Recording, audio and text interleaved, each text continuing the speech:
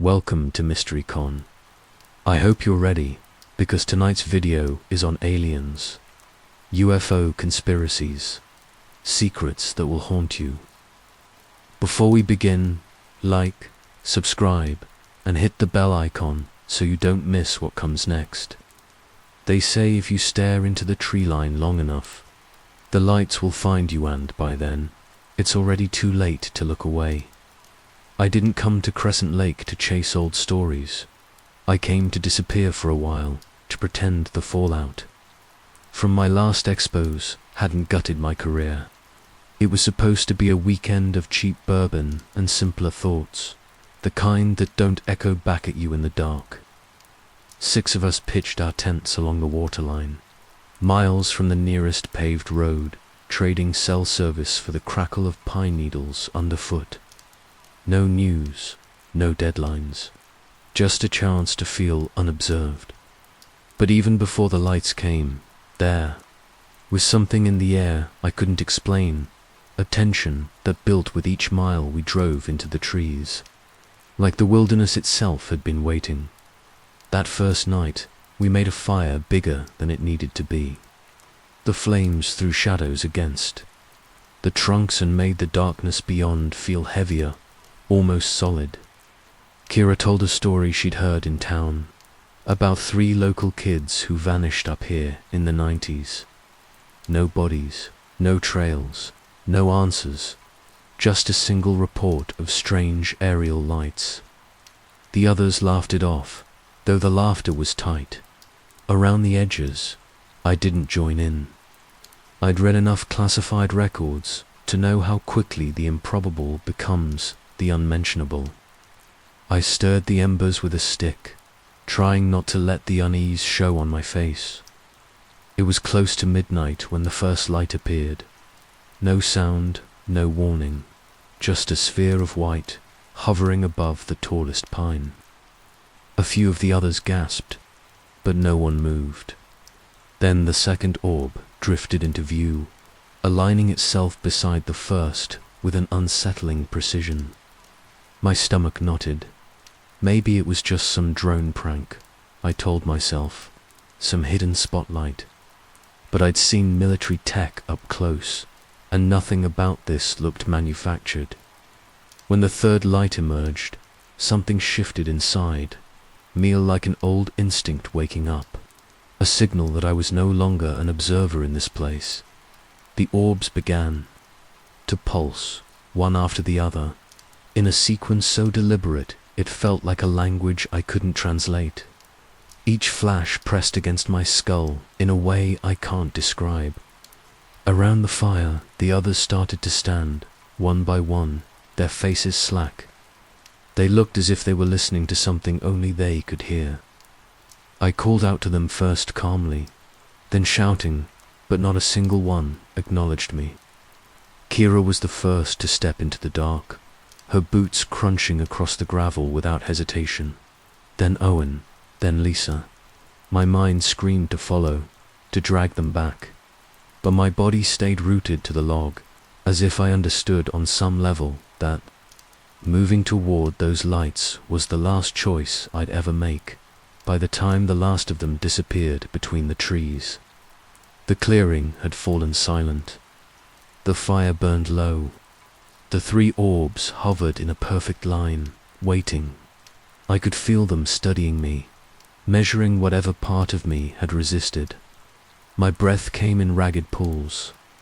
For a moment, I thought I saw movement within the nearest light shadows, rotating inside, shapes I didn't recognize. Then, just as suddenly as they'd appeared, the lights blinked out, leaving only the indifferent darkness and the brittle sound of my own heartbeat. I stayed there until dawn, too afraid to leave. The glow of the coals, too numb to process what I'd witnessed. When the sun finally rose over the ridge, I forced myself to stand. The campsite was exactly as we'd left it except for the absence of 5 people who'd shared my fire. No footprints in the frost. No sign of struggle, just the knowledge that I'd watched them go and done nothing. I tried to rationalize. It may be they'd wandered off in some shared hysteria. Maybe I'd hallucinated the lights, but the certainty in my chest told me otherwise. I knew then that this wasn't over. In that first hour of daylight, as I packed the last of my gear, I made myself a promise. I would find out what had taken them. I'd spent years uncovering truths no one wanted to hear, but nothing had prepared me for this. Whatever those lights were, they hadn't finished their work, and neither had I. I spent the next hour moving in a fog, forcing my hands to work even when my mind couldn't. I rolled up each sleeping bag, every movement deliberate, because it was easier than thinking about what was missing. When I finally stepped away from the cold ashes of the fire, I turned my attention to the place where the third light had hovered. Even in daylight, the ground looked disturbed in a way I couldn't ignore. A ring of brittle grass, pale as bone, pressed flat into the soil. I knelt down, running my palm across the circle. The edges were scorched in a precise triangle I wouldn't have noticed if I hadn't looked closely. My first instinct was to photograph it, to gather proof before someone else came along and swept it away. I dug my phone out of my pack and snapped picture after picture, angles overlapping so there would be no way to call it a trick of the light dot. As I stood, something metallic caught the corner of my azure fragment, half buried in the dirt. I brushed away the frost with my thumb, revealing a shard no bigger than a credit card. Its surface was matte, featureless, except for an iridescent sheen that shifted color when I tilted it. It felt heavy in my palm, almost alive with a subtle vibration I couldn't attribute to nerves. That was when I realized how far I'd already slipped past reason. Even a week ago, I would have laughed off the idea that I was holding something unearthly. Now, I didn't have the luxury of skepticism. I slipped the fragment into a padded pocket and zipped it tight against my chest.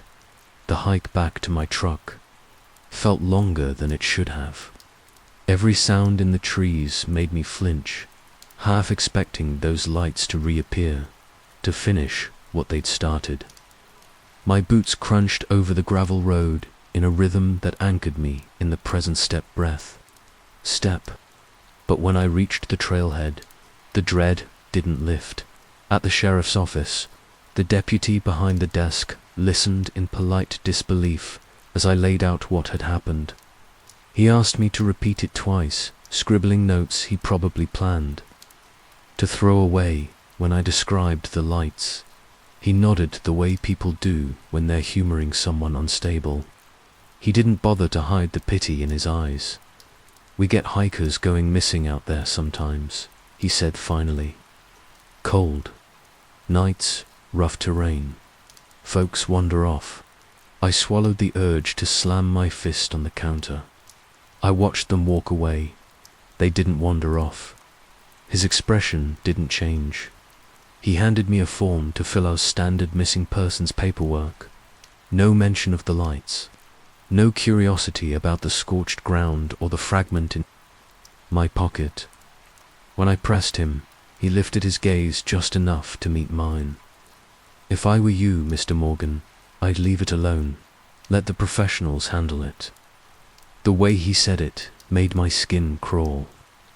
I left without finishing the form, the unspoken warning trailing after me like smoke. That night, I couldn't sleep. Every time I closed my eyes, I saw the lights pulsing above the trees, heard the brittle snap of frost as my friend stepped into the dark. I tried to distract myself, poured a drink, flipped through old case notes, reread every article I'd ever written. But around midnight, my laptop pinged. The email had no sender listed, just a subject line: Crescent Lake, 1981, 1954, 1927. I hesitated before opening it, one hand hovering over the trackpad. When I finally clicked, A single attachment unfolded on the screen, a PDF of what looked like a field report. Most of the text was redacted, thick black lines swallowing every detail but a handful of dates and a short paragraph. Subject: triluminal. Events: rural Washington. Frequency: approximately 27-year cycles. Phenomenon: 3 aerial lights, synchronized pulsing. Outcome: subjective compulsion to approach. High retrieval failure rate. Classified Tier 2 cognitive hazard. I read it 3 times before the implications settled in. My friends weren't the first to disappear. They were part of a pattern that had been repeating long before any of us were born. The file didn't say who had compiled it, but someone wanted me to see it. My pulse thudded as I imagined the faceless figure who had decided to break protocol, who believed I might be the one person desperate enough to act. I leaned back in my chair, staring at the empty room around me. It didn't matter that the sheriff thought I was delusional, or that every rational instinct told me to walk away. I'd never been able to let an unanswered question die quietly in that moment. I knew this was going to cost me more than I could imagine. But the alternative, accepting that my friends had simply ceased to exist without cause, was something I refused to do. I set the fragment on the desk, beside my laptop, and watched the way it refracted the glow of the screen. It looked inert, harmless, but so did the lights, until they moved. Somewhere in the system, there were answers. And whoever sent me that email had just given me my first breadcrumb. I closed the laptop and sat in the dark, the shape of the fragment cold against my palm, already feeling like the beginning of something I couldn't turn away from by morning. I'd convinced myself the email was a prank, some half-bored analysts sifting old files, reaching out to see if I'd bite. But the longer I sat in that motel room, watching the dawn burn across the treetops, the more I realized it didn't matter. Whether it was a trick or a leak, it was the only lead I had, and I wasn't ready to let it slip away. I spent the day cross-referencing the report's dates with anything I could pull from public archives. News clippings, accident logs, obituary scrap that might prove those vanishings were more than local folklore. Each time I thought I'd hit a dead end, another thin connection would surface. In 1981, a family of 3 disappeared near the lake without explanation. In 1954, 4 forestry workers vanished in the same stretch of wilderness.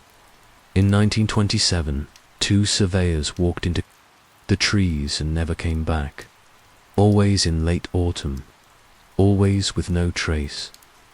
I didn't have the clearance to access government servers anymore, not after the fallout from my last expose, but some contacts still owed me favors. By dusk, I'd burned through most of them, and that was when the second email arrived, this one less ambiguous. If you want the rest of the file, come alone. Tomorrow, 9 p.m. Greenridge Storage, Unit 214. No recordings, no copies. I didn't reply. Just sat there staring at the text, wondering if it was worth the risk. But I already knew what I'd do. The thought of walking away made my chest feel hollow. The storage facility sat a mile outside the old mill town, hidden behind a sagging fence and rows of rusted units. I parked at the edge of the lot, engine idling, and told myself I still had a choice. But the truth was, the decision had been made the second I watched my friends disappear. Unit 214 looked no different from the rest, just a roll-up door with chipped paint and a dented handle. I took a breath to steady my hands before I knocked. The latch clicked almost immediately, as if whoever was inside had been waiting for me all day. She stood in the shadows near the back wall, arms crossed over a battered duffel bag. Short hair, wire-rimmed glasses, a lined face that suggested she hadn't slept in weeks. When she stepped into the thin light, I recognized her from old briefings. Julia Crane, former defense contractor. She'd testified anonymously about experimental tech more than a decade ago. I remembered thinking her story sounded too wild to be real. But now, looking into her eyes, I believed every word she'd ever spoken. "You brought it?" she asked. I hesitated. Then I reached into my jacket and placed the metallic fragment on a cardboard box between us. She didn't touch it, just studied the shifting colors on its surface with an expression that was equal parts recognition and regret. "That's Orpheus," she said finally, "or at least a piece of it." I felt the name settle over me like a weight. I'd heard rumors about Project Orpheus, about tech reverse-engineered from something the military refused to classify as terrestrial. But no documentation had ever surfaced until now. "What does it do?" I asked. Her gaze lifted to mine, unblinking. "Manipulates perception, rewrites the impulses that keep you from walking into the dark." I swallowed, remembering the vacant eyes of my friends as they drifted beyond the firelight. "You're saying it was designed to make people surrender?" She shook her head slowly. "Not designed, adapted. Whatever those probes are, they weren't built by us. We just tried to control them, but they never stopped following their original purpose." I opened my mouth to ask more, but she raised a hand to stop me. Her fingers trembled as she reached into the duffel and pulled out a folder sealed with a red stamp, "Confidential Orpheus, Tier 1. She pushed it across the box to me. "This is everything I could get out before they shut me down. Field tests, schematics, logs of every abduction. Your friends weren't the first, and they won't be the last." The air in the storage unit felt thin, as though the walls were pressing closer. I flipped open the folder, skimming the first page. Columns of dates, locations, names, each line a testament to someone who'd stepped into the dark and never returned. "You have to leave town," she said quietly. "They're already watching you." I looked up, startled. "How do you know?" "Because they're watching me too." She shifted her gaze to the door, and for the first time, I noticed the way her shoulders hunched as if she expected the latch to click any second. "You need to understand something, Eric. Orpheus isn't under control. It never was. Every time those lights reappear, they get closer to figuring out how to sustain their presence here." My pulse thrummed in my ears. "You mean they're learning?" "Yes." She leaned in, her voice low and urgent. "And they don't care if we survive the lesson." We didn't have time for more. Tires crunched across the gravel outside, slow, deliberate. A convoy that wasn't in any hurry to announce itself. Julia's eyes darted to the door. "Go," she whispered, her face going pale. "You've got maybe 30 seconds. I didn't argue. I grabbed the folder, stuffed the fragment back into my pocket, and slipped out the back exit as the first headlights swept across the roll-up door. I ran through the weeds and broken fence line, heart hammering so hard it drowned out every other sound. When I reached my truck, I didn't look back. I knew what I'd see. That night, as I drove east with the folder on the passenger seat, I felt the first clear certainty I'd had since Crescent Lake. This wasn't a story about disappearances. It was about something older and more deliberate. A force no one in power could control and no one in power wanted to admit existed. And now that I had proof, I knew they'd come for me next. I drove through the night, following back roads I hadn't seen in years, headlights casting long shadows over fields that looked identical in the dark. The folder lay on the passenger seat, its weight impossible to ignore. I tried not to look at it, but every few miles, my eyes drifted to the red stamp on the cover. Each time, I felt the same flicker of dread. By dawn, I reached a town so small it didn't have a name on the welcome sign, just a faded population count and a row of boarded-up shops. I pulled into the cracked lot behind an abandoned diner and killed the engine. For a moment, I sat with my hands on the wheel, willing the tremor in my chest to subside. I didn't know what I was any more, a journalist, a fugitive, or something in between. Inside the diner, I set up at a corner booth where no one could see my laptop screen from the street. I plugged in the old prepaid modem I'd kept in my kit, a relic from the days when I'd needed to file stories from war zones and border crossings. Now, it was the only line I trusted. The first document in Julia's folder was a list of names. I recognized contractors, scientists, a handful of military officers, all connected by the same project.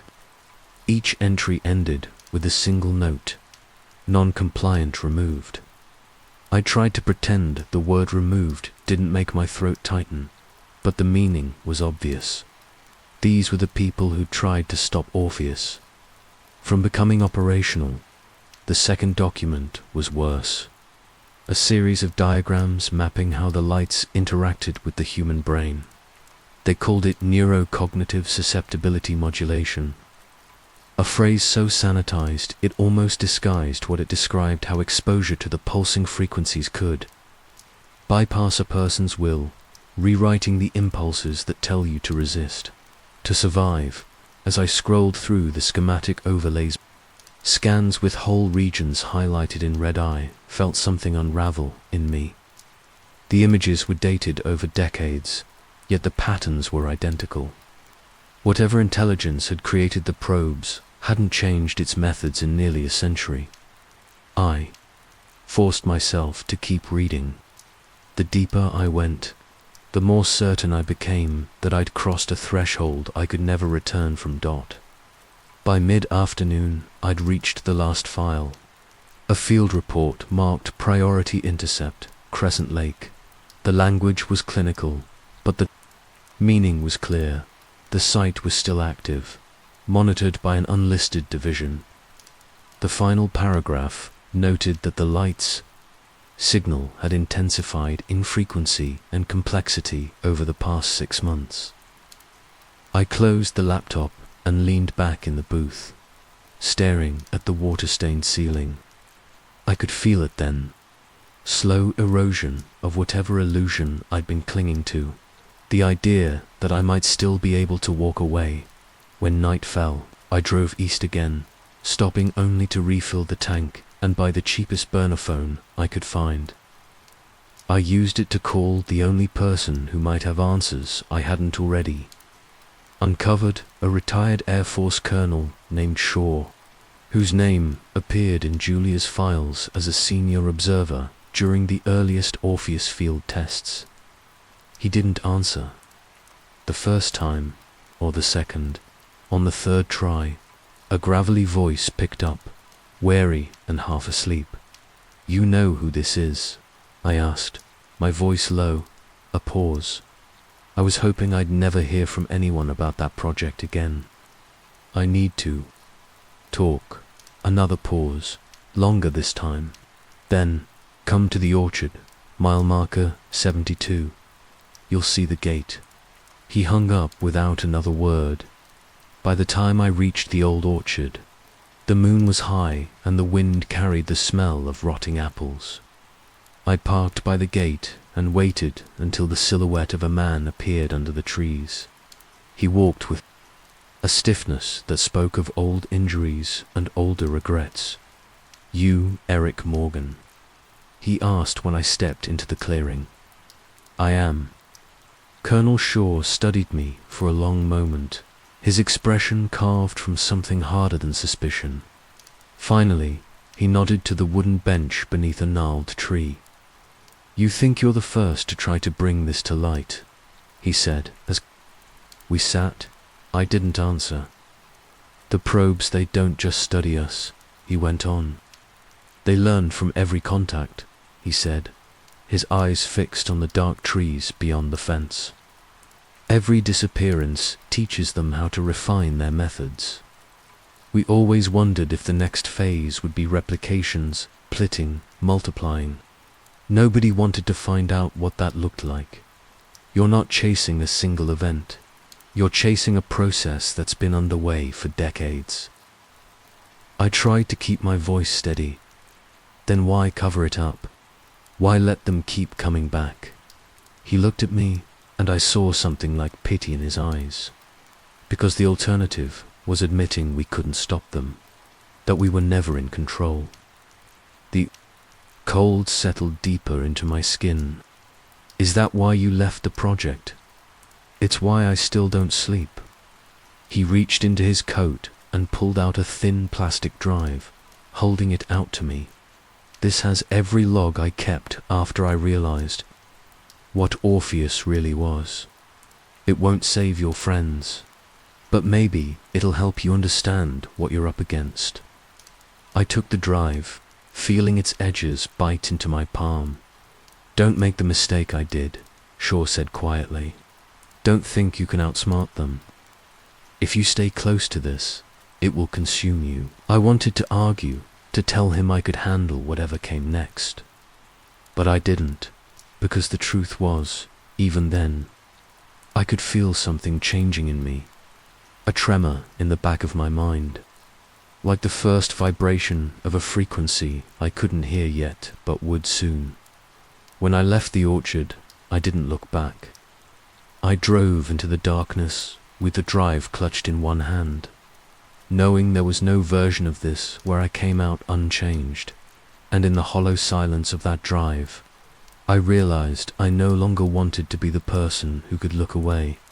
I didn't sleep for 2 days after I left the orchard. It wasn't just the fear that kept me awake, it was the clarity, a raw, unfiltered certainty that this wasn't a series of isolated events. It was a blueprint, and every person who'd vanished was just another line in the design. I drove east, until the towns gave way to stretches of forest and winding service roads. My only stops were for gas and the occasional stale coffee that did nothing to settle my hands. When the road finally curved toward Crescent Lake again, I felt the same pressure in my chest I'd felt the night my friends disappeared. I parked at the edge of the tree line before dawn. The cold was deeper here, the darkness somehow thicker than the miles of empty forest behind me. For a moment, I closed my eyes and tried to pretend this was a choice I could still walk away from. But I already knew I'd crossed that line. I spent the morning tracing the same trails we'd hiked a week before, scanning for anything I'd missed. But the forest had a way of swallowing evidence. The scorched triangle near the campsite was gone, buried under a thin layer of pine needles, as if it had never existed. Around noon, I reached the old ranger station. On the surface, it was just another collapsed structure, sagging roof, broken windows, the smell of damp rot. But Julia's files had mentioned an underground facility hidden beneath the building, a research outpost built in the 70s, decommissioned and sealed after a fire no one had ever explained. It took an hour to find the hatch buried under a lattice of fallen beams. The steel was rusted, but intact. When I pried it open, a wave of stale air rushed past me, carrying a metallic temps that turned my stomach. I waited there, one hand gripping the edge of the hatch, feeling the old instinct to retreat claw at my throat. But the memory of Kira's face, the blank, unblinking way she'd looked at the light, pulled me forward. I descended into the darkness. boots scraping each rung of the ladder. The shaft was deeper than I'd expected, the walls narrowing. The farther I climbed, when I reached the bottom, my flashlight beam fell across a corridor lined with rows of decommissioned monitors and half-collapsed shelving. I moved carefully, every footstep echoing in the stale air. A single door stood intact at the end of the hall. Above it, stenciled letters spelled out Archives Project Orpheus in faded black paint. Inside. The air was colder, as if the sealed room had never been meant to open again. I crossed to the nearest cabinet and pulled it open. Dozens of tape reels, neatly labeled with date codes and operation numbers. My fingers hovered over them, not sure where to start. In the corner, a terminal flickered weakly, its screen throwing a sickly glow across the room. I powered it on, half expecting it to stay dark. But after a minute, the menu loaded, Video Log Orpheus Extraction. I swallowed and selected the first file.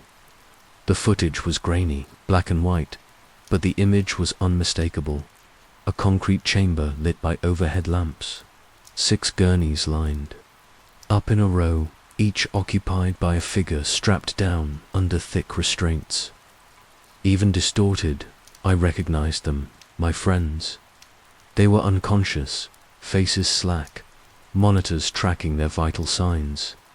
Technicians moved among them, checking for drips and adjusting restraints. The timestamp in the corner matched the night of the disappearance. I watched in silence as a technician approached. Kira tilted her head to attach some kind of sensor to the base of her skull. A moment later, her body tensed, her mouth opening in a silent scream. The technician didn't react. He only made a note on his clipboard and moved to the next gurney. I felt something give way inside me, a fracture in the part of my mind that still believed this could be explained away. I forced myself to keep watching. One by one, the gurneys were wheeled out of frame. The last image was the empty room, the restraints left dangling over the sides. When the footage ended, I sank into the nearest chair. My hands were shaking so badly I could barely hold the flash drive I'd brought. But I knew I had to copy everything. I had proof now not just of abduction, but of complicity. I spent hours gathering every file I could find, lab reports, security logs, correspondence between project leads and higher authorities. All of it painted the same picture. The lights weren't incidental. They were autonomous probes designed to harvest human subjects in predictable cycles. Every 27 years, they reactivated. And every time, the program scrambled to collect whatever data they could before the cycle ended. By the time I climbed back up the ladder, dusk had settled over the trees. The sky was turning the same bruised purple it had been the night that lights came. I stood by the hatch for a long time, breathing the cold air. Even with the files in my pocket, the knowledge didn't feel like victory. It felt like confirmation that we were little more than variables in someone else's experiment. I looked back at the tree line, half expecting to see the lights flicker to life, but the darkness stayed quiet. I knew better than to think it would last. I drove out of Crescent Lake under a sky so dark it looked hollow, the trees pressing close on either side of the road as if to swallow me back into the forest. I kept the flash drive on the seat beside me, one hand resting on it like a talisman. It was the only thing I trusted anymore. When I reached a motel 3 towns over, I locked the door behind me and pulled the curtains tight. Even then, I had the feeling that the darkness outside was watching, biding its time. I spent the night compiling everything: video stills, transcripts, the schematic drawings of the probes. I tried to draft an article the way I used to, laying out the evidence in clean, undeniable lines. But with each paragraph, I felt the futility of it. Proof wasn't the problem. The problem was that no one wanted to believe. Just before dawn, I attached all the files to an encrypted email and sent them to every editor I'd ever worked for. Every contact who'd once told me to call if I had something big. I watched the progress bar fill, half hoping the network would fail so I could take it as a sign to stop. But the message sent. I waited for the replies I thought would come: questions, confirmations, disbelief. Instead, the silence stretched. By afternoon, the first headlines hit the fringe blogs. Disgraced journalist claims alien abduction cover-up. Expose or break down. The third light hoax. The big outlets ignored it completely, as if the story were too absurd to acknowledge. I watched the dismissals pile up on my phone screen, each more mocking than the last. A coordinated effort. An old trick I'd seen before discredit. The messenger so thoroughly that the message never has a chance to take root. I was still reading when a black SUV pulled into the lot across the street. No markings, no plates. The windows were tinted so dark they looked liquid. It sat there without moving, engine running, until dusk. When it finally pulled away, I felt the tremor in my chest settle into something colder. They were letting me know I was seen.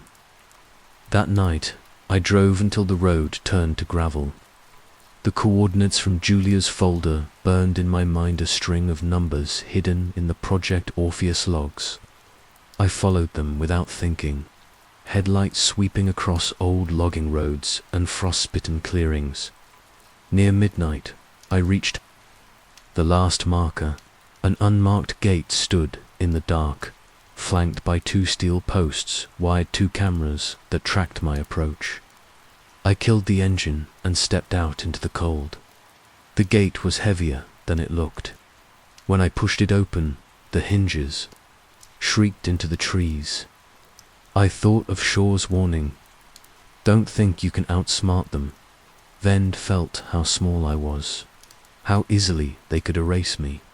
But I kept walking. Beyond the gate, a path wound down into a shallow ravine. The earth was pitted with old excavation scars, half-frozen puddles glinting in the moonlight. At the far end, a concrete hatch sat flush with the ground. No markings, no locks, just a keypad caked in frost. I tried the code from Julia's files. The hatch clicked open, exhaling a breath of stale air so cold it felt alive. I descended into a corridor lined with fluorescent tubes that flickered in sequence as I passed. The walls were bare concrete, the floor scuffed with boot prints that hadn't had time to fade. When I reached the first junction, a sign hung crooked over the doorway. Monitoring Station, Orpheus Uplink. Inside, a dozen workstations hummed softly, manned by operators in grey coveralls. Their faces were vacant, eyes fixed on monitors displaying live telemetry maps, waveforms, neural readouts. None of them looked up when I entered. I crept to the nearest console, heart thudding in my throat. The screen showed the same signature I'd seen in Julia's diagrams, a trilinear waveform pulsing in precise intervals. Every few seconds, the pattern shifted, becoming more complex, as if reacting to something unseen. I backed away, moving to the central station where a rack of servers blinked in steady rhythm. A file directory glowed on the main display. Cycle, phase, initiation. I didn't have time to process what I was seeing. A door at the far end of the room slid open, and a team in tactical gear stepped inside, weapons slung across their chests. Their eyes scanned the room, passing over the operators without interest. They were here for me. I ducked behind a terminal as the first of them called out, voice clipped and unbothered. "Eric Morgan, you need to come with us." I stayed still. willing my breath to slow. The room felt smaller with each passing second, the walls pressing closer. My eyes flicked to the side past the racks of humming servers, to the dim red glow of an exit sign, half obscured by conduit. "We don't want to hurt you," the voice said again, closer now, "but you're jeopardizing a containment protocol. You don't understand. Containment, not protection, not rescue." I shifted an inch, peering between the consoles. Their boots moved in tight formation, sweeping the rows methodically. A radio crackled at someone's shoulder, a low burst of static, and a curt voice he's still inside. My pulse hammered. I pressed the fragment of the probe to my ribs, feeling its vibration sync with the thudding in my chest. It dulled the panic just enough. They passed by, their shadows gliding over the monitors. I waited, counting each footfall as they moved deeper into the far corridor. 5, 10. When the last one turned the corner, I rose slowly, one hand braced on the console. My legs felt brittle as I moved. I threaded between the stations, careful to keep low, and slipped toward the emergency ladder tucked behind a stack of crates. My hand closed around the rungs. For an instant, I thought I felt heat rising from below, as if the walls themselves were breathing. Then I climbed. I ran down the nearest hall, past rows of sealed doors and flickering lights. The facility stretched on in a labyrinth of tunnels, each identical to the last dot somewhere behind me. The alarm began to wail. I kept running until my lungs burned, until the walls blurred and the cold sank through my clothes. At the end of a narrow corridor, a ladder led up to a steel hatch. I climbed without looking back, the fragment clutched tight in one fist.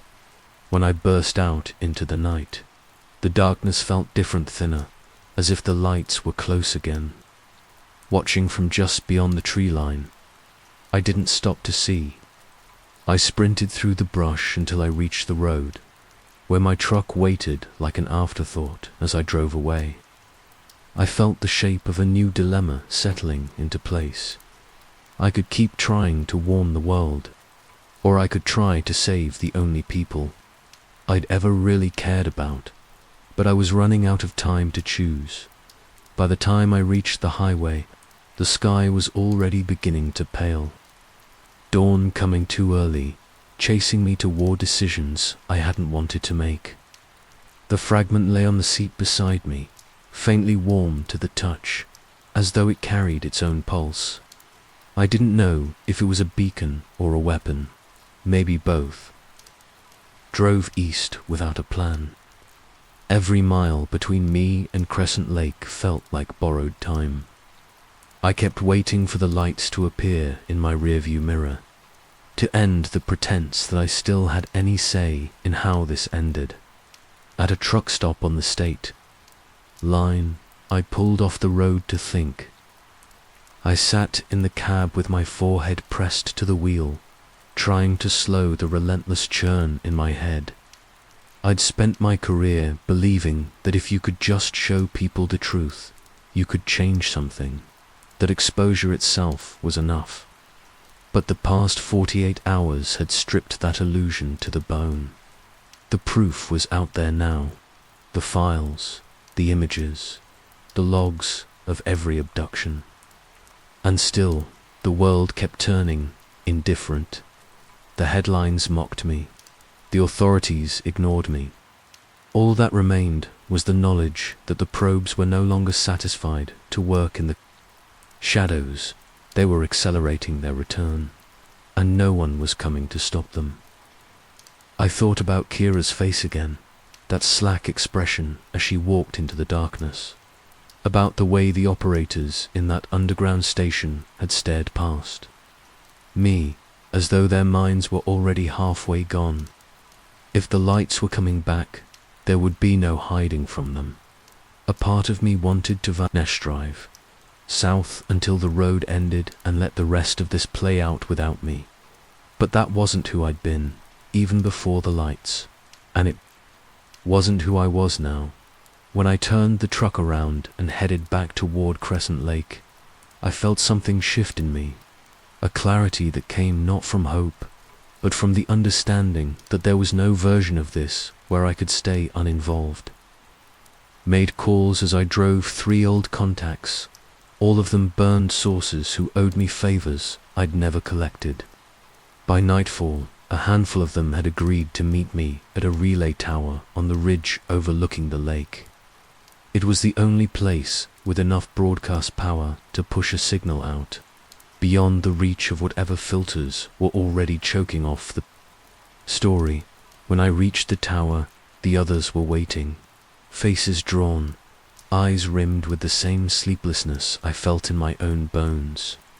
A ragged assembly of journalists, code breakers, and one former comms officer who looked like she hadn't been sober in a week. None of them asked why we were here. They already knew. I pulled the last files from my bag the drive Shaw had given me, the raw data I'd copied from the monitoring station, and laid them out on the folding table. My voice felt detached as I explained what we needed to do. Decrypt the signal logs, validate the records, and push them to every open channel we could reach. Someone asked what we'd do when the authorities came to shut us down. I didn't have an answer. As the sun slipped behind the tree line, the first of the lights appeared, a pinprick of white hovering low above the lake. It didn't pulse at first, just hung there, impossibly still, as though it were waiting for us to acknowledge it. One by one, the others stopped working and turned to look. In that moment, I felt something brush the edges of my thoughts. A pressure I'd felt before the beginnings of that compulsion. The call to surrender. My vision blurred at the edges, every instinct screaming at me to step forward, to surrender. To the stillness, I pressed my palm flat against the fragment in my pocket. It burned against my skin sharp, almost searing, and the compulsion broke like a snapped thread. The humming dulled, dropping back to a distant vibration. For a moment, I could breathe again. I thought about everything that had led me here, the friends I'd lost, the warnings I hadn't heeded, the truth I'd been too stubborn to let die in darkness. When the last file sent, I felt a cold finality settle over me. This was all I had to give. The lights weren't going to stop, but at least the world would know. I turned to face them fully, letting their radiance flood my vision. In that moment, I understood what Julia and Shaw had tried to tell me. The probes weren't machines in any sense I recognized. They were something older, something that had been watching long before we'd learned to look up. My legs moved of their own accord, carrying me to the edge of the ridge. Below, the lights expanded, splitting into dozens of smaller spheres that danced across the surface of the water. They weren't waiting anymore. They were multiplying. I looked back one last time. The others had gone still, their faces upturned. To the glow, I felt the pull in my own mind, stronger than ever, a gravity that no will could defy forever. But even as I stepped forward, I knew the story was already out there, seeded into 1,000 networks. Whatever came next, I had done all I could to pull the truth into daylight. I felt the warmth of the light swallow me, and then there was nothing. When the world woke to the story, it didn't happen all at once. It spread in fragments, a cascade of leaked files, shaky footage, transcripts that blurred the line between witness testimony and confession. By the time the mainstream outlets started to pick it up, the damage was already done. The truth had escaped containment. I wasn't there to see it. Some said they'd watched me walk into the lights and vanish without a trace. others claimed. There was a fourth sphere that appeared above me in the final seconds, so bright it left after images burned into their retinas. No one could agree on what they'd witnessed, only that I was gone. In the days that followed, officials scrambled to reassert control. Press conferences were held in curtained rooms, where men in suits insisted there was nothing to fear, just a hoax orchestrated by a disgruntled journalist. But it was too late to contain. The files had already been mirrored by freelance coders and picked up by a syndicated investigative podcast that refused to back down, broadcasting each document in raw form to millions. By the time the networks tried to discredit the evidence, it was everywhere archived, translated, impossible to bury. For every denial, there were a dozen first-hand accounts. People who had seen the lights for themselves, who felt the same unshakable pull I had tried to resist. And then the disappearances began again. Not isolated, not hidden in the margins of forgotten forest roads. This time they unfolded in plain sight. A fisherman in Oregon watched 3 orbs descend over the bay and woke alone in his boat, his brother gone. A commuter train outside Chicago stalled under a sky bright with unnatural white, half the passengers never stepping off. A wedding in southern France where the lights appeared overhead, and 20 guests simply dissolved into the night. It wasn't the secrecy that terrified people anymore, it was the certainty, the sense that we had always been studied, that our governments had traded ignorance for the illusion of control, and now the illusion had shattered. In the weeks that followed, the theories multiplied. Some believed the lights were a herald of something worse, a prelude to an incursion too vast to comprehend. Others clung to the idea that exposure itself would drive them away, that if we could just show enough proof, they would retreat. But deep down, most of us understood it was never about being seen. It was about being measured, catalogued, chosen. I don't know if my files made a difference in the end. Some nights, I imagine they did, that someone, somewhere, used them to prepare for what's coming. But other nights, when I let the quiet stretch too long, I wonder if it was all inevitable, if every choice I made was just another step in the design. The watchers never left. They only waited for us to look away.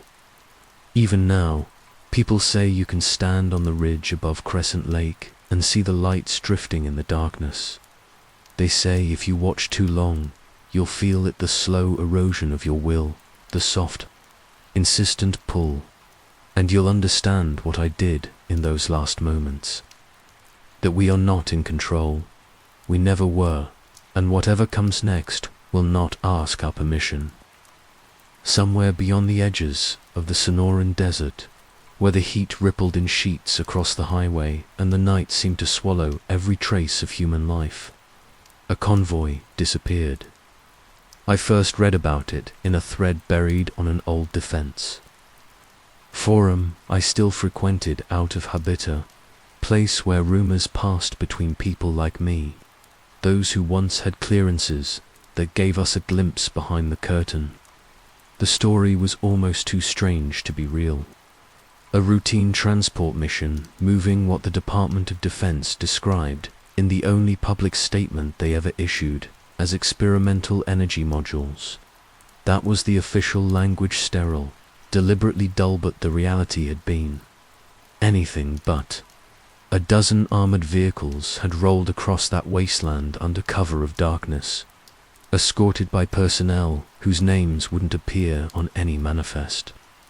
3 days later, search teams found only one of them, a personnel carrier, half buried in the sand.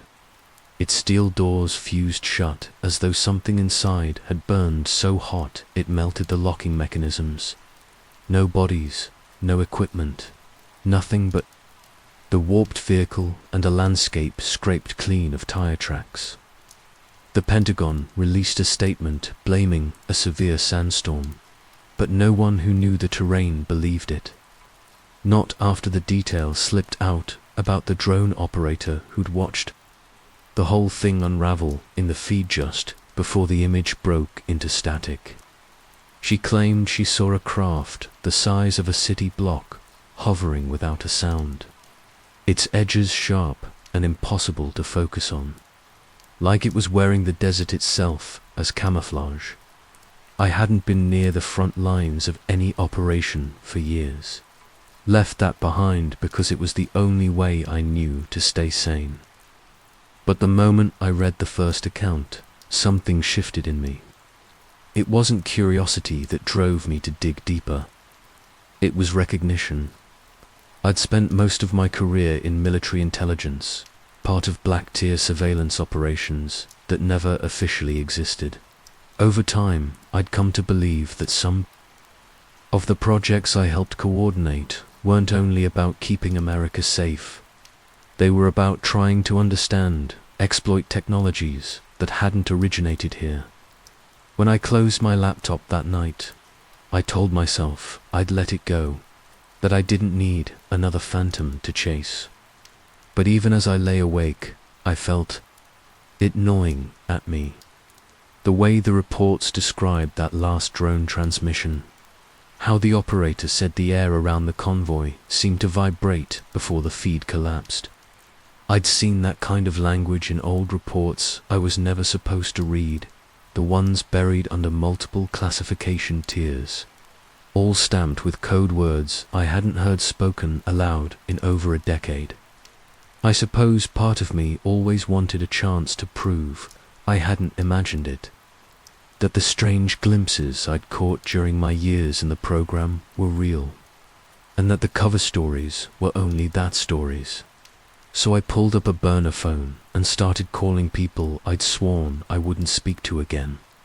Old colleagues, analysts, a procurement officer who owed me a favor, the kind of people who knew better than to ask why I was interested. Most didn't answer. A few hung up the moment they heard my voice, but one or two hesitated before disconnecting, as if they were trying to decide whether it was safer to pretend I was a stranger. In those first hours of searching, I felt the old adrenaline I thought I'd buried, but there was also a quiet dread I couldn't shake, because I understood what it meant to go after the truth when the people guarding it had both the motive and the means to erase you without a trace. And I knew that if I was right, if what swallowed that convoy wasn't human, then this was bigger than any operation I'd ever glimpsed from the inside. I'd spent years telling myself I could walk away from all of it, that I could build an ordinary life and let the past rot in locked file cabinets.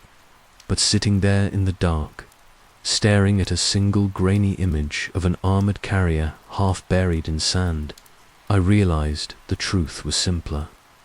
I never stopped wanting to understand what was hidden just beyond the threshold of what we called reality.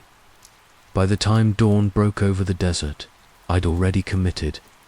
I told myself it would only be a few calls, a handful of quiet inquiries, but in my gut, I knew there would be no turning back.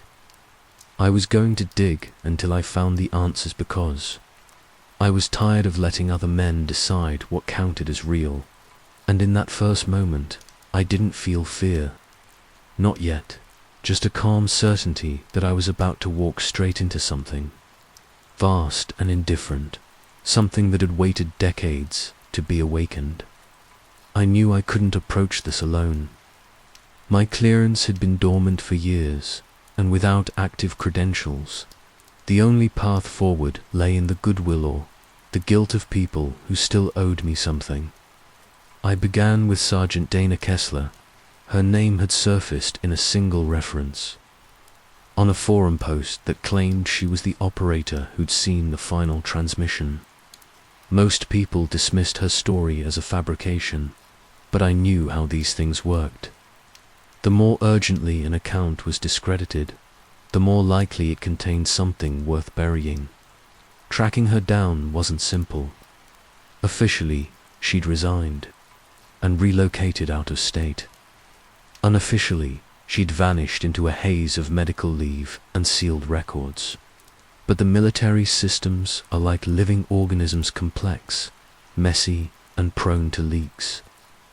With enough persistence and a few favors called in, I traced her to a rented trailer on the outskirts of an unremarkable town where she'd been surviving on disability. Checks and the quiet terror that comes from knowing you've seen something that can't be explained. She didn't answer the first time I knocked, or the second. It took almost an hour before she cracked the door wide enough to study my face, eyes red and wary. I told her I wasn't here to expose her or drag her back into anything. I only wanted to understand. For a long moment, I thought she'd shut me out. But eventually, she let me in, her movements stiff, as if every muscle ached. Inside, the place felt like a bunker more than a home. Heavy blackout curtains sealed out the daylight. Unlabeled prescription bottles lined the counter. The television was tuned to a static channel, humming softly in the background like a kind of defense. She didn't want to talk at first. She insisted that she'd already said too much, that people had visited her, warned her in ways no official reprimand ever could. But then her voice broke, and the words began to pour out in fragments. She told me the craft didn't descend so much as materialize, that it was there in the sky one instant, and the next it was as if the horizon itself had buckled. She said it emitted a vibration she felt in her teeth and bones, a frequency that made her vision shimmer and her thoughts scatter. The feed on her monitor began to flicker, and the last image before total static was burned into her mind. The convoys, armored vehicles lifting off the desert floor, as weightless as leaves caught in an updraft. And then she said something that settled into my gut like ice. She said there was a symbol on the hull of that craft, geometric, interlocking shapes that shifted when she tried to focus. Later, when she was debriefed though, she called it an interrogation. The officers kept returning to that detail. They wanted to know exactly what she'd seen, exactly how much she remembered, and when her answers didn't satisfy them, they stopped asking and simply told her to forget as she spoke. She passed me an old flash drive wrapped in electrical tape. It contained what she said was the only surviving fragment of the video feed. The file had been corrupted, scrambled by whatever energy had engulfed the convoy, but there was still a few seconds of clarity. I thanked her and promised her name would never appear in anything I reported. She didn't answer, only turned her face toward the curtained window, as if she already knew that no measure of discretion could protect her now. Back in my car, I connected the drive to my laptop and watched the footage in silence. Most of it was distortion-warped colors, static bursts but in the middle, a single frozen frame rendered with perfect clarity, a stretch of desert blurred along the edges, and the convoy vehicles rising into the air, their shadows stretched impossibly long, and on the underside of the craft, that same shifting insignia she'd described. I replayed it again and again, my pulse thrumming in my temples. I had seen fragments of that symbol before, buried in declassified images from incidents no one wanted to admit had ever occurred.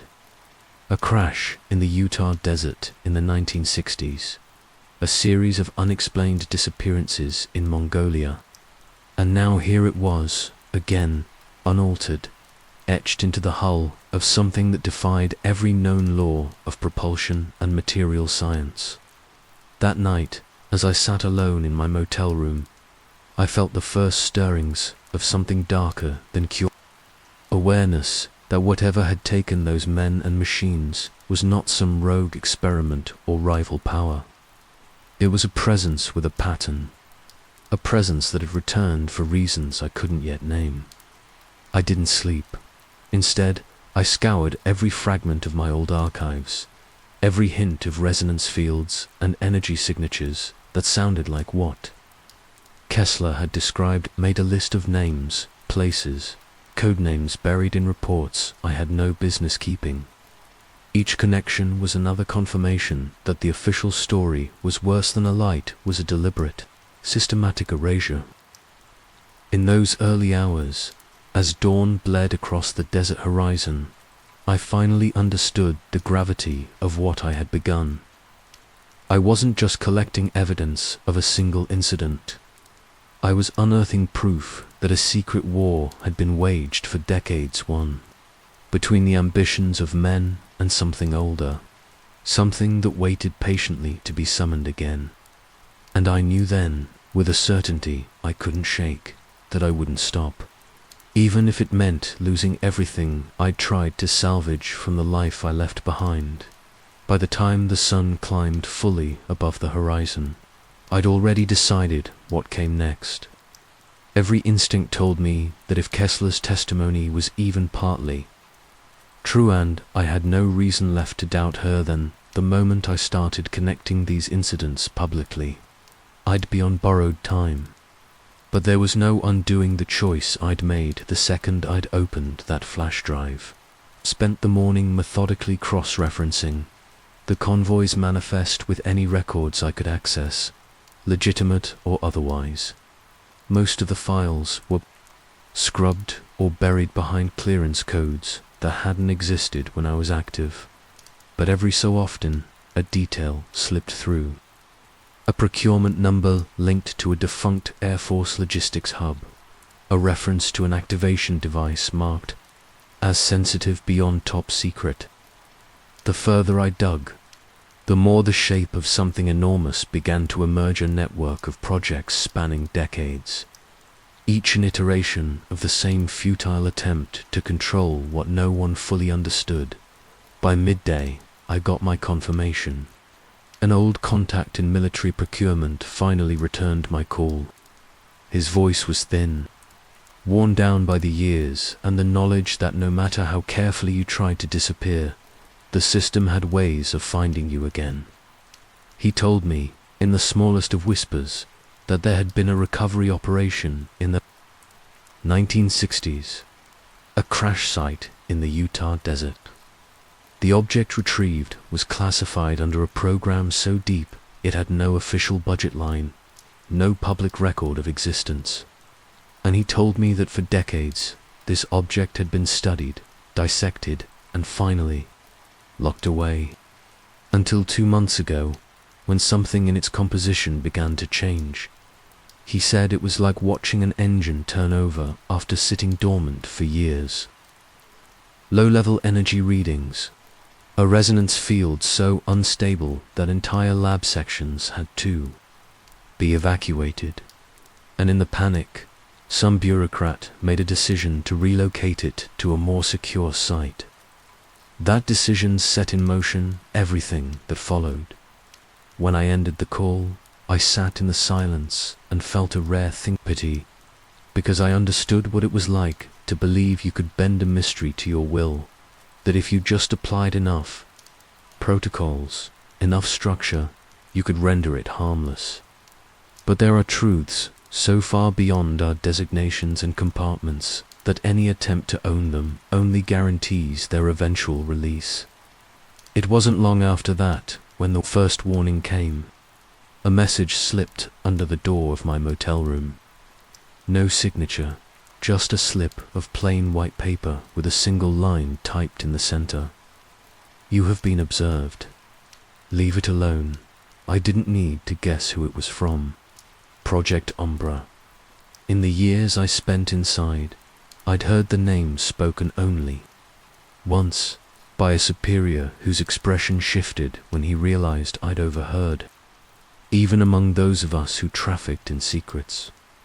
Umbra was legend, a unit formed not to investigate alien encounters, but to contain them, to clean up the aftermath. to erase any evidence that humanity was not the only intelligence with a claim to this world. I held that note in my hand for a long time, studying the words, waiting for the fear to take hold. But it never did. There was only a hollow calm. Because if they were watching me, then it meant I was close to something they couldn't afford to let surface. Later that evening, I heard from Kessler again. She called from a number I didn't recognize, her voice low and strained. Someone had been to her trailer. She didn't know how they got past her locks or when they'd come in. Only that when she woke, she found her files missing and a single fingerprint pressed into the frost on her kitchen window. She was terrified, her composure cracking as she described the sensation of being hunted by something that didn't care whether she lived or died. I tried to reassure her, though the words felt thin. There were no safe harbors anymore, only delays. It was in that moment, as I listened to her breathing on the other end of the line, that I made a decision I knew couldn't be undone.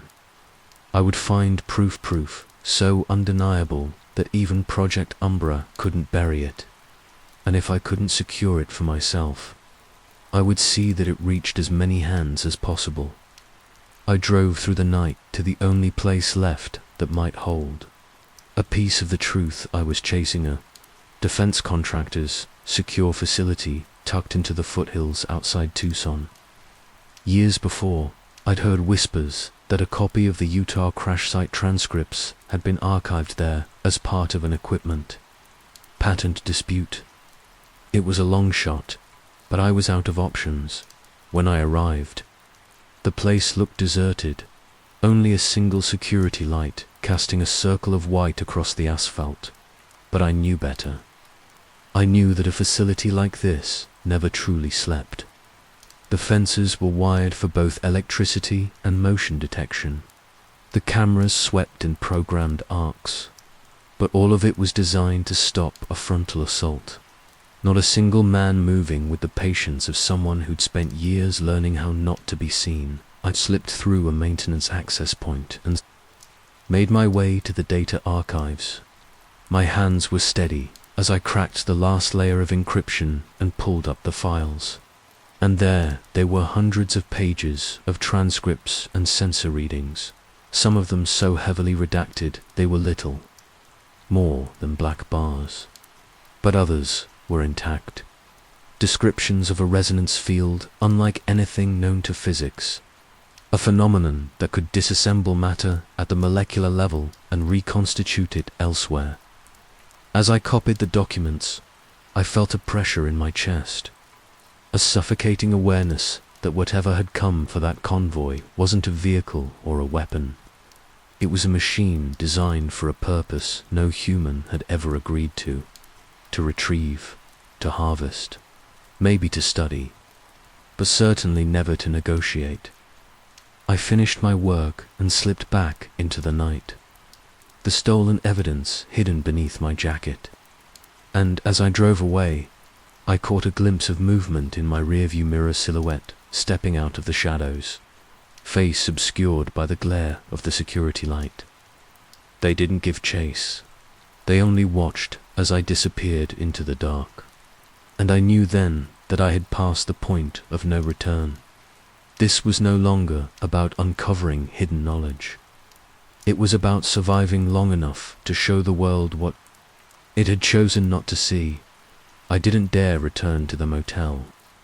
By then, I knew Project Umbra wasn't merely monitoring my movements. They were waiting for me to exhaust whatever little caution I still had.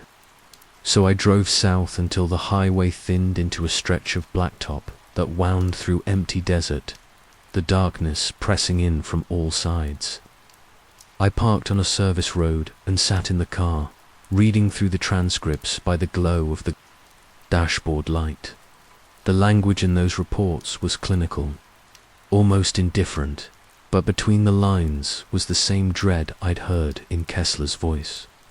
They described experiments to replicate the resonance field, controlled detonations of dormant devices that ended in incinerated observation decks and vanished test subjects every time they tried to weaponize what they'd found.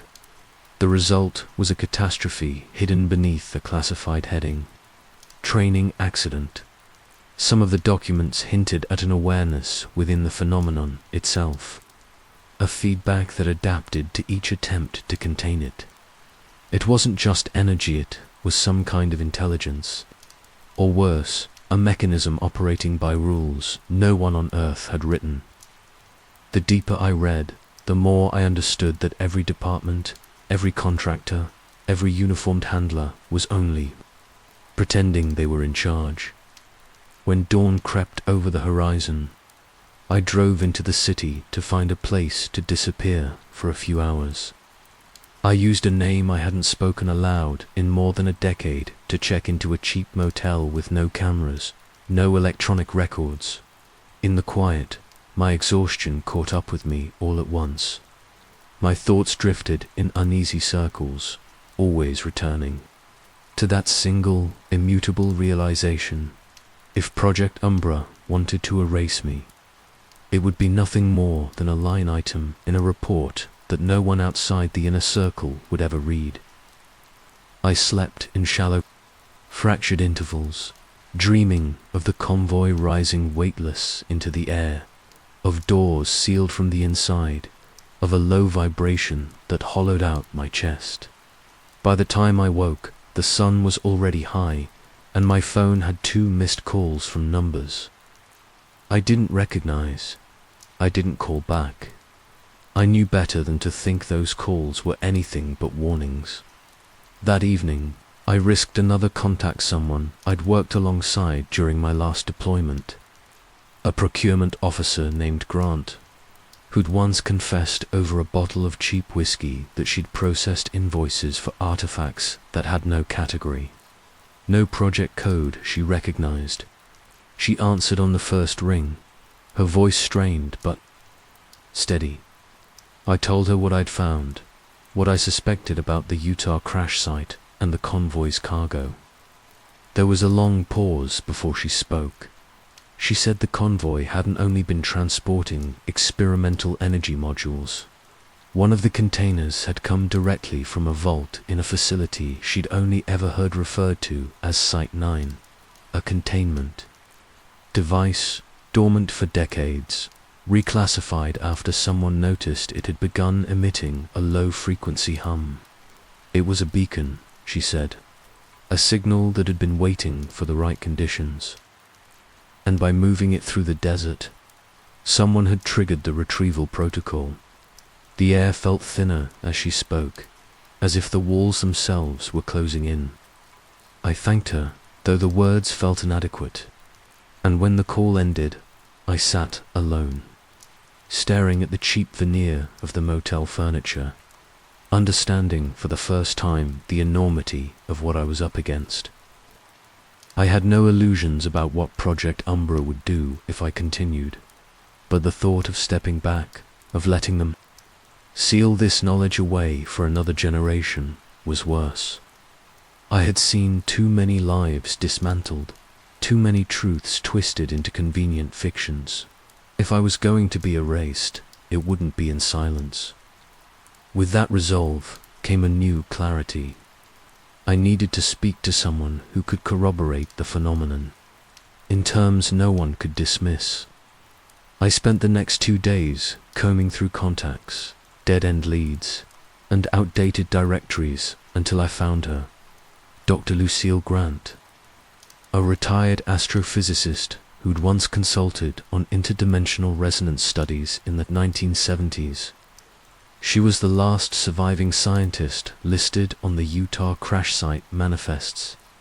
She was cautious when I reached her. Her voice was sharper than I remembered, honed by years of outliving everyone who'd tried to bury the past. I told her everything what Kessler had seen, what I'd found in the archives. The activation beacon that had summoned a machine no one could control. When I finished, there was a silence so complete it felt like the end of a confession. She told me she'd known it wasn't over, that some part of her had always believed that technology would find its way back into our world.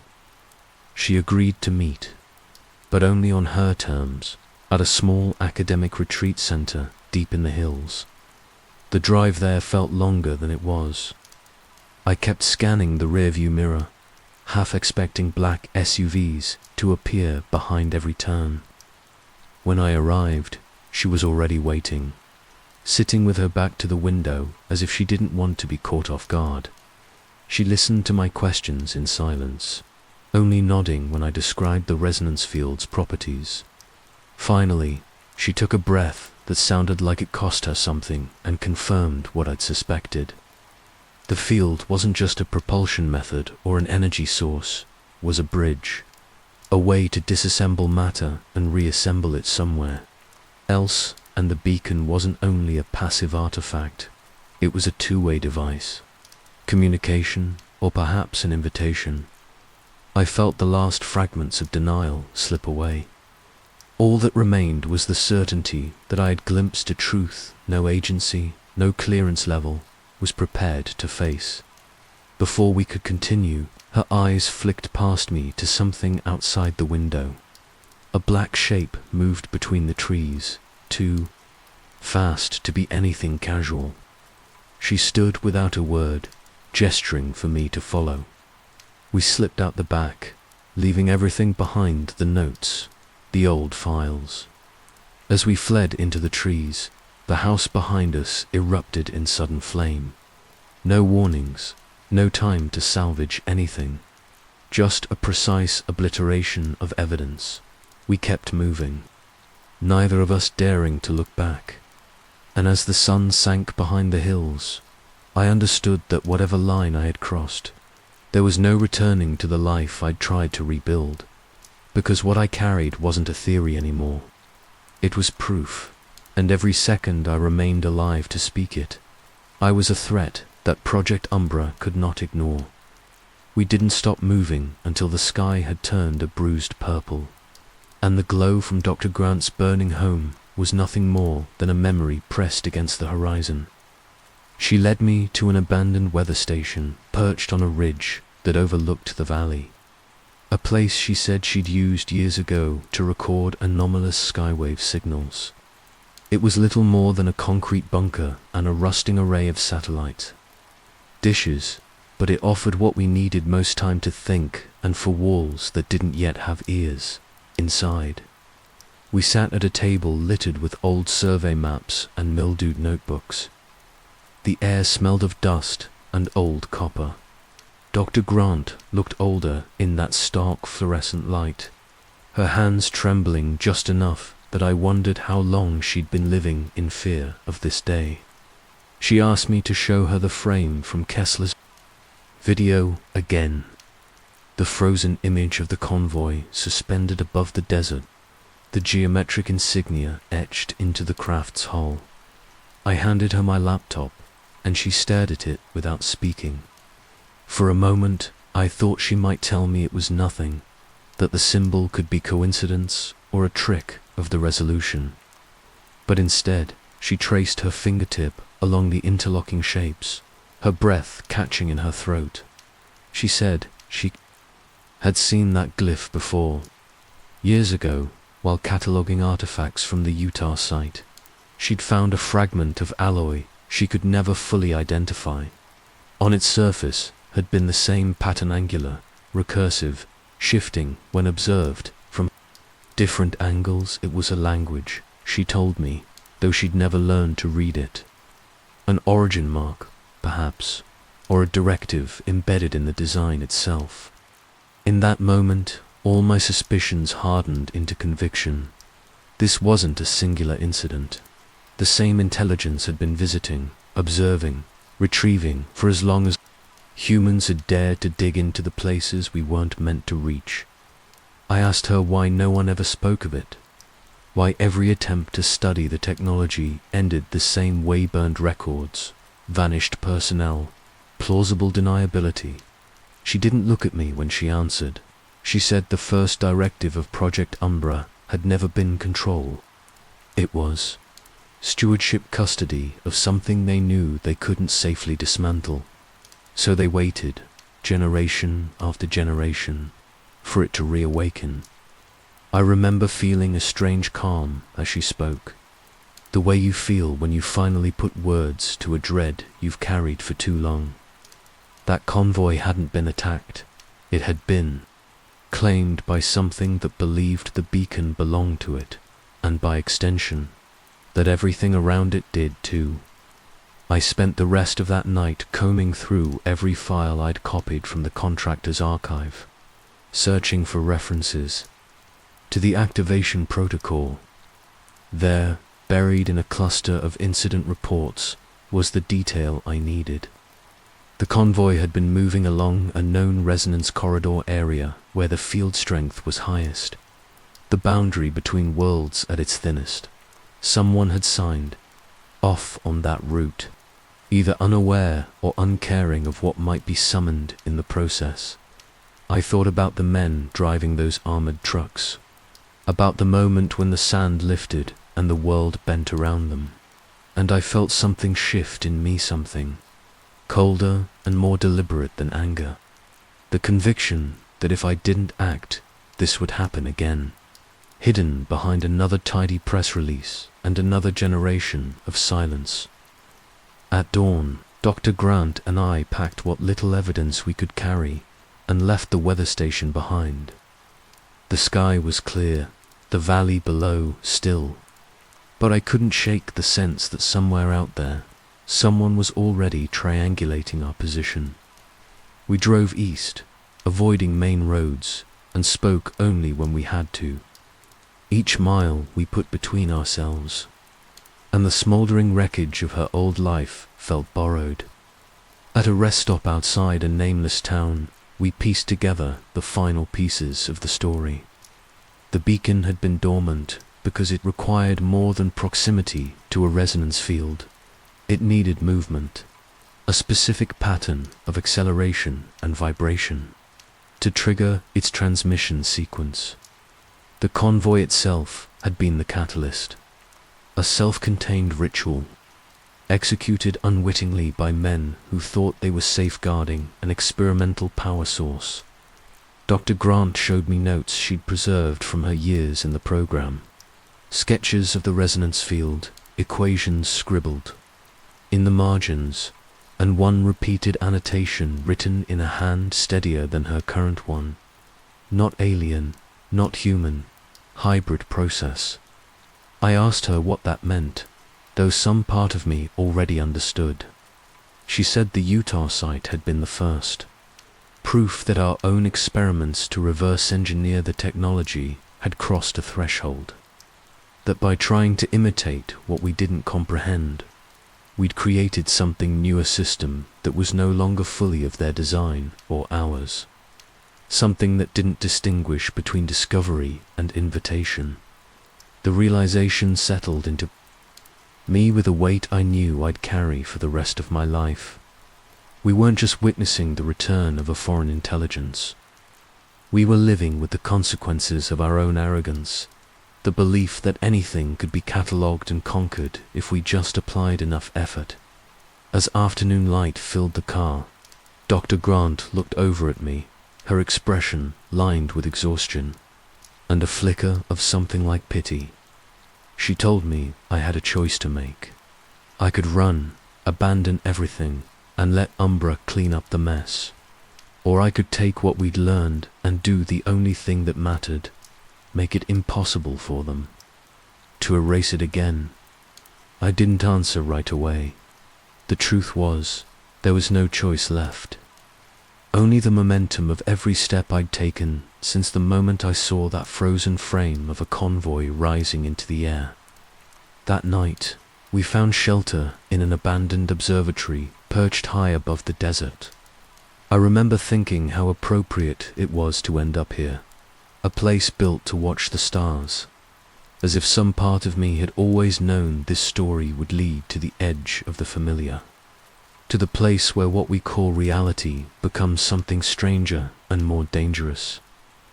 I sat in the dark, listening to the wind scrape across the dome and felt the last illusions peel away.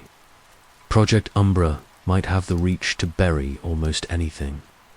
But this time, they would have to work harder. Because I wasn't going to die quietly, and I wasn't going to let them keep the secret hidden in that black corridor between worlds. The observatory was colder than I expected, the wind seeping through hairline cracks in the dome, carrying the scent of dry grass and old rust. We set up our makeshift workstation on a table once used for celestial charts, laying out the beacon, fragments, the stolen files, and Dr. Grant's decades of notes. Every scrap of evidence we possessed rested between us, a fragile bulwark against the machine that would soon come for it. I spent the first hours documenting everything: photographs of the geometric insignia, scans of the resonance equations, summaries of the Utah transcripts. Dr. Grant reviewed each piece in silence, her face illuminated by the pale glow of my laptop screen. She had stopped asking me if I understood what this meant. By then, I think we both knew understanding was secondary to survival. Around midnight, she told me the final part of her story, the part she'd never shared, not even under threat of classification violations. In the 1970s, her team had succeeded in replicating a partial resonance field. They thought they were making history, but the field didn't stay contained. For 7 minutes, it pulsed through the walls of their underground lab, disrupting equipment and overwhelming every instrument. She said, it felt alive, as if it were tasting the structure of everything it touched. Afterward, 2 researchers developed neurological symptoms: disorientation, memory loss, episodes of complete dissociation. Within weeks, they were transferred to a facility no one admitted existed, and she never saw them again. The resonance field, she said, wasn't just an energy signature. It was a kind of interface, a way to read and rewrite information at the atomic level. And no one knew whether that information included us. We sat for a long time without speaking.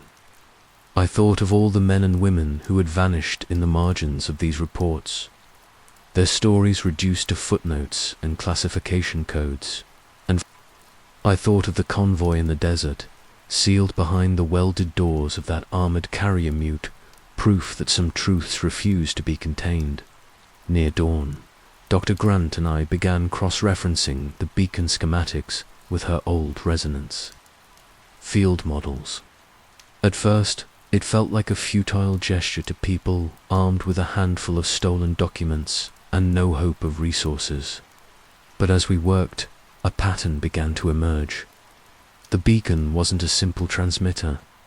It had a secondary mode, one that had never been activated. A feedback protocol, an encoded sequence designed to establish two-way communication. I remember the moment I realized what that meant. The thing that had retrieved the convoy hadn't simply come to collect its property.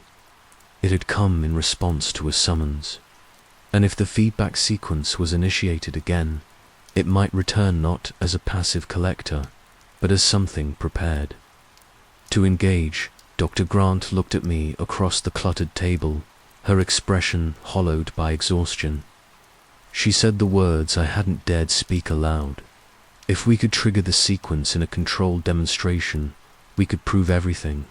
Show the world in real time that the technology existed, that Project Umbra wasn't just a myth whispered in classified corridors. But we also understood that doing so might invite something we couldn't predict. While we debated our options, the observatory's single phone line crackled to life. For a moment, neither of us moved.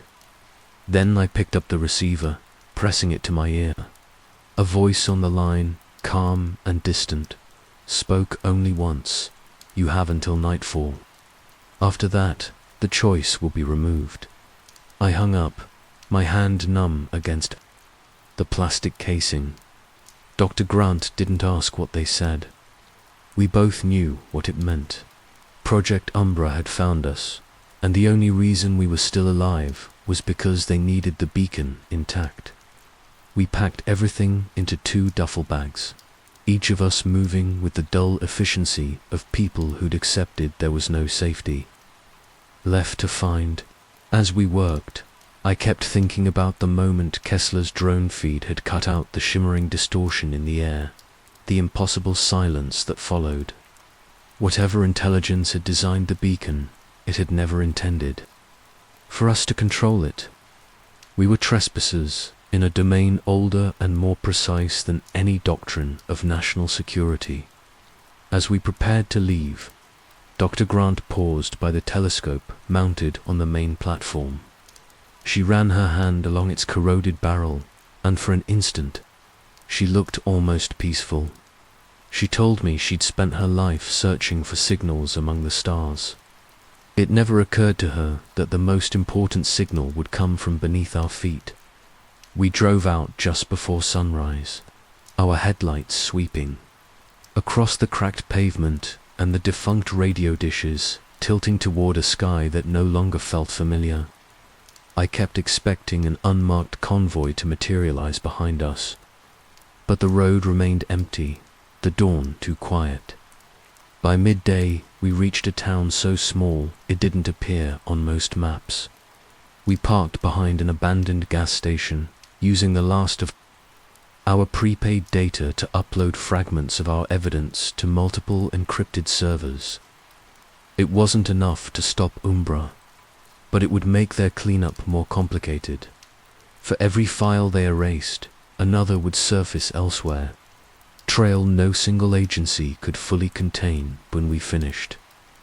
Dr. Grant looked at me, her eyes steady despite the tremor in her hands. She asked if I still believed this was worth the risk, if proving the conspiracy would change anything. I didn't answer right away.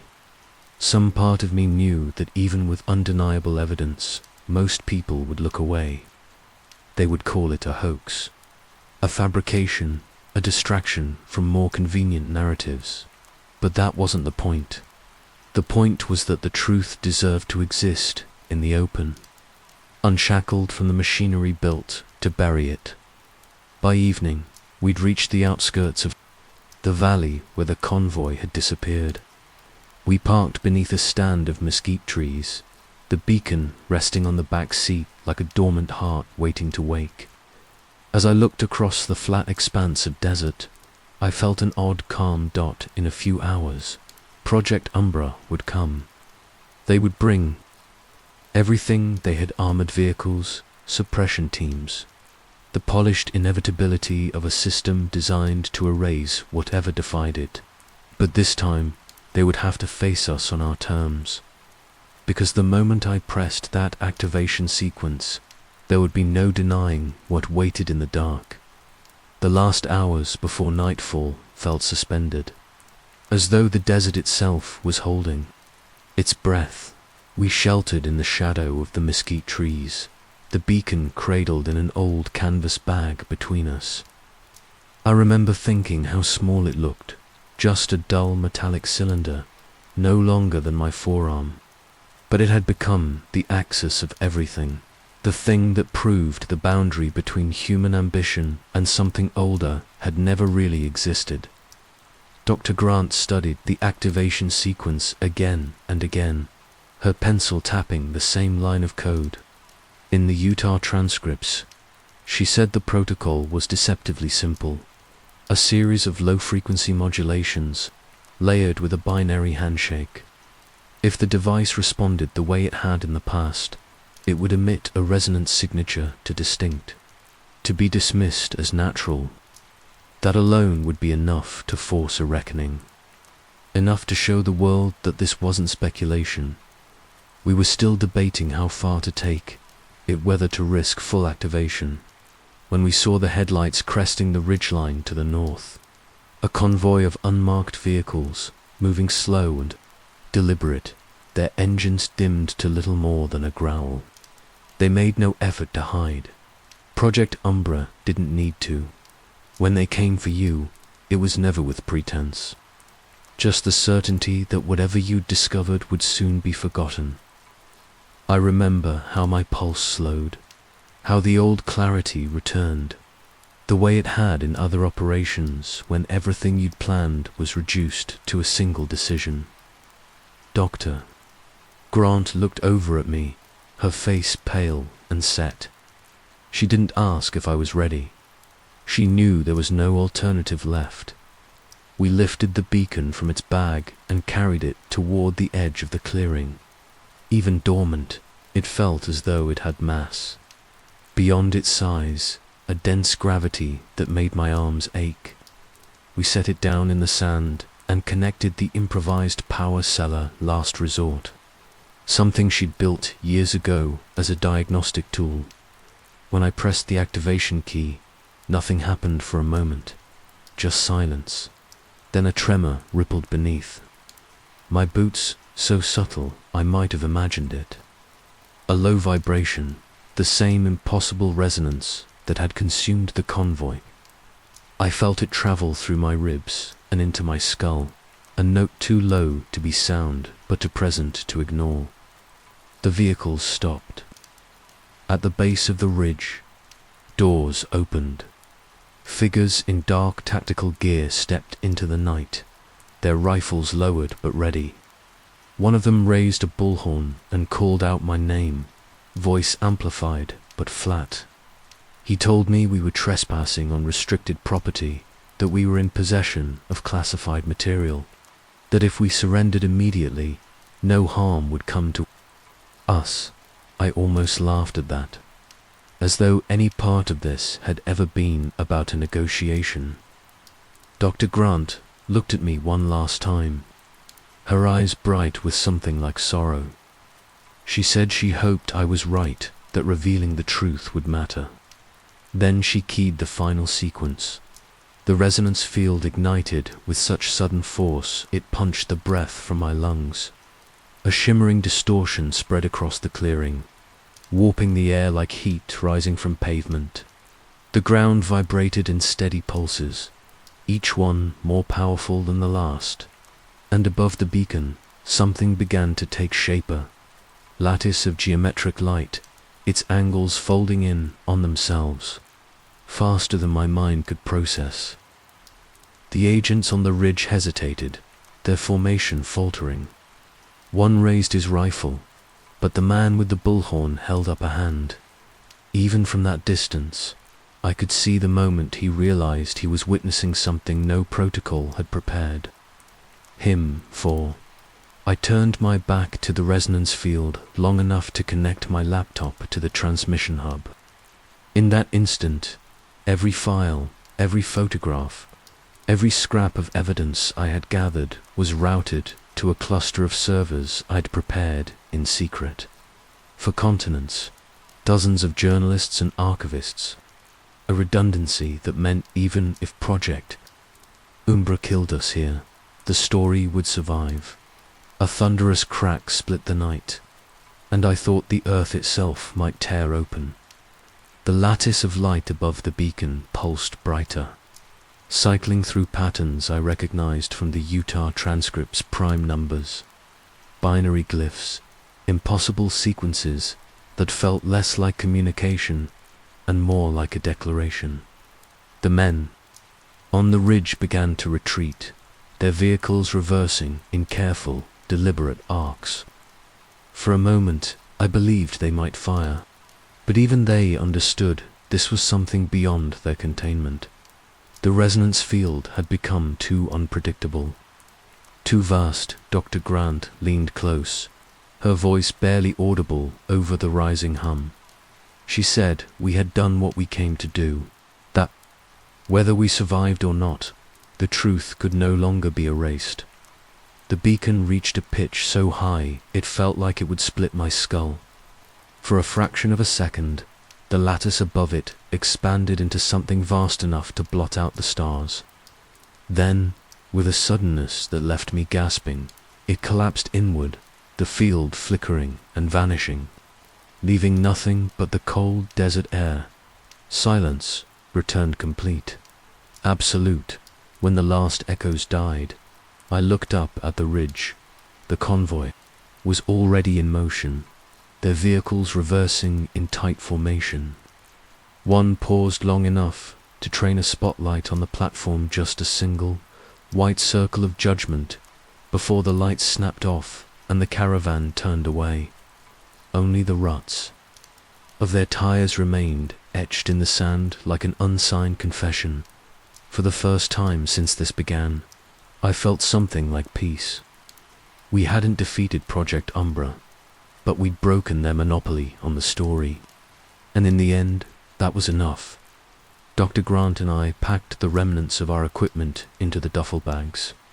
She rested her hand on the beacon one last time, as if to reassure herself it had really happened. Then we turned our backs to the clearing and started down the trail. The sky was just beginning to lighten at the edges, a dawn that felt different, even if no one else would know why. I didn't know where we would go next, whether there would be any place left to hide. But for the first time, the uncertainty felt honest, because the question was no longer whether anyone would believe us. It was whether they were ready to see what had always been waiting. Just beyond the edges of the world we thought we understood. At first light, the desert looked almost unchanged. The clearing where we'd triggered the beacon was quiet, the sand undisturbed but for the faint shimmer that still clung to the air in wavering ripples. I stood there a long moment, taking in the stillness, trying to convince myself it was over. But deep down, I knew nothing had ended. The beacon had only proven what Project Umbra had spent decades denying, and I'd made myself into something they could never fully erase, a witness who refused to stay silent. Dr. Grant and I drove east, keeping off the main roads. Neither of us spoke much. The exhaustion had become something physical, an ache behind my eyes that no amount of adrenaline could dull. But beneath the fatigue, I felt an almost electric clarity. I'd seen what the resonance field could do. I'd seen the lattice form and collapse in the space of a heartbeat, and I'd seen men trained to contain any threat turn and retreat when they realized this wasn't a threat that could be neutralized by midday. We reached an abandoned observatory perched on the slope of a mesa, a place that had once catalogued meteor showers and the slow drift of planets across the dark. Now it was just another ruin, but it was high ground, and it felt safe enough to stop. We unpacked what was left of our evidence data drives, the Utah transcripts, the activation logs, and for the first time since the convoy vanished, I let myself believe that maybe we'd done enough to force a reckoning. Sent the last transmissions from the observatory's satellite uplink data packets routed to journalists, archivists, and independent researchers across 3 continents. Every file encoded with authentication, hashes, and metadata trails that no one could dismiss as forgeries. Even if they tried to discredit me, the raw evidence was now seeded in too many places to suppress. Just before dusk, Dr. Grant stepped outside to watch the horizon. I joined her on the cracked concrete platform, the wind pulling at our sleeves. She asked me if I thought anyone would care, whether the public, presented with undeniable proof, would see past the noise and the smoke screens. I told her I didn't. No, I'd spent too many years watching people choose comfortable illusions over inconvenient facts. But I also knew something else, that truth doesn't vanish just because it's denied. It waits, it accumulates, and eventually it forces itself to be seen. As the last light faded, we heard engines in the distance, a low thrum that made the hair on my arms lift. I looked through the telescope mount, scanning the desert floor. A new convoy was approaching, smaller than before but no less deliberate. For matte black vehicles, each moving in precise formation. They didn't need numbers. Project Umbra always came with the same signature, the quiet inevitability of men who believed no secret could survive their reach. I turned to Dr. Grant, and she nodded without speaking. We both knew there was no more time to run. I carried the beacon to the center of the platform, feeling its weight settle into my arms. My hands didn't shake. I think I'd passed beyond fear, into something colder and more certain in those final minutes. I activated the beacon one last time, not to summon the craft, but to show the world what it could do. A demonstration, undeniable and public.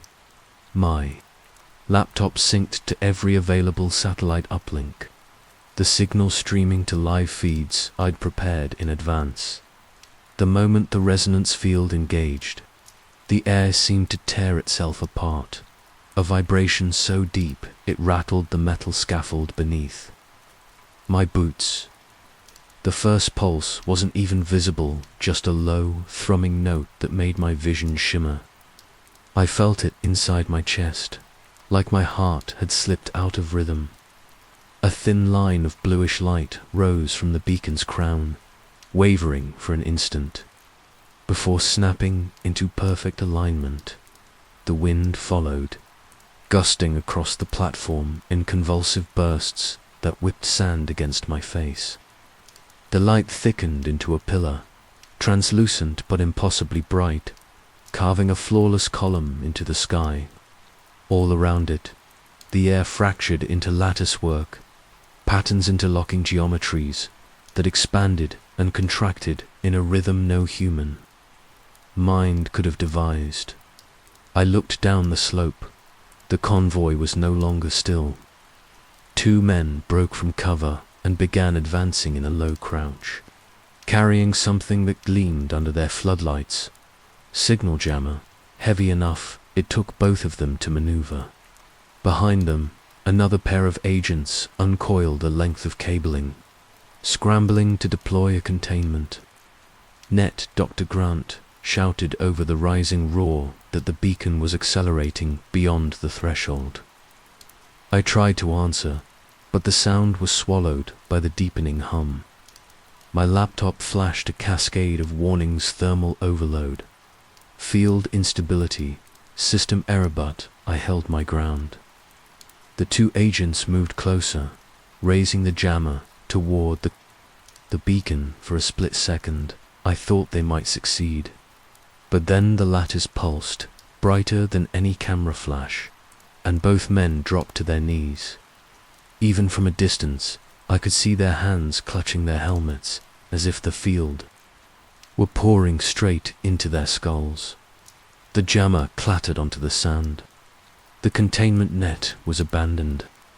The rest of the convoy hesitated, then began a slow, deliberate retreat. Their formation was no longer precise. For the first time, they looked unsure. A cascade of patterns that no human hand could have designed. My laptop erupted in a chorus of alerts: overload conditions, unstable oscillations, cascading system failures, but I stayed rooted in place. If this was the end, I would see it without blinking. Somewhere behind me, Dr. Grant shouted that the readings were peaking, that if I didn't shut it down, the field might consume the entire mesa. But in that instant, I felt something I still can't name, a presence woven into the resonance. Not a voice exactly, but an awareness, watching, listening, waiting. I remembered Kessler's words, the way she'd described the craft hovering in perfect silence. I thought of the Utah transcripts, the phrase she'd underlined again and again: not a ship, a vault. And in that moment, I understood what had been hidden all along.